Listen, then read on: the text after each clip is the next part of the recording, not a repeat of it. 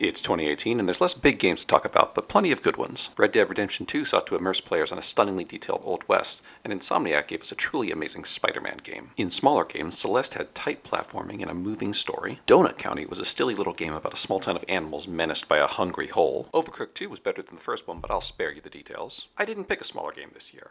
I picked a blockbuster sequel to a popular series that reinvented itself completely. That's right, it's God of War.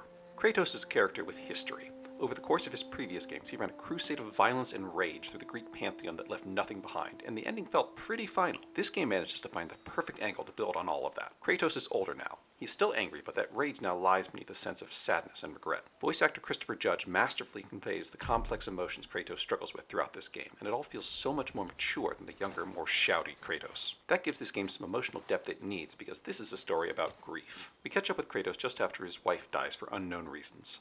Kratos and his son Atreus are determined to fulfill her dying wish of spreading her ashes from a mountaintop, but Kratos doubts his son's abilities to make that trip. Those doubts go out the window when this crazy stranger attacks them, so they're off on their journey. The camera in this game is so much closer to Kratos than previous games, and that gives us a sense of intimacy needed for the story they're telling. Kratos is a Spartan warrior at heart, and not used to dealing with emotions or even his own child. Their relationship is at the heart of this game, and you can see it grow in conversations peppered throughout. They work hard to put character moments between fights to keep the focus on our central duo. Kratos is a stranger in a strange land, an interloper in Allfather Odin's realm.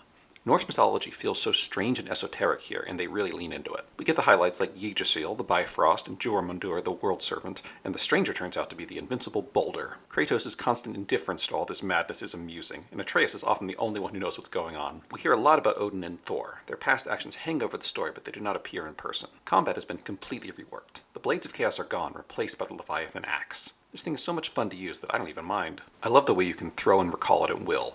This gets used both in combat and puzzles to freeze things, and it adds a lot of variety. When the axe is otherwise occupied, Kratos beats monsters with his fists, and when done right, this all flows together into a beautiful symphony of violence. Atreus is constantly at your side, eager to help. He's not much help at the beginning, but his skills grow steadily and eventually becomes quite an asset with his bow. Even though the perspective and tone are different, we still get the big moments that are befitting for the God of War. Kratos takes this dragon on like a boss, and there's this neat area built around this ancient dead giant. The real highlight for me is when Kratos is forced to travel to the icy realm of Helheim, and his ice axe just won't cut it. With no other options, Kratos confronts his own past and wields the Blades of Chaos once more as the ghost of Athena looks on in disdain. As a longtime fan of the series, this took me completely by surprise, and it was perfect fan service.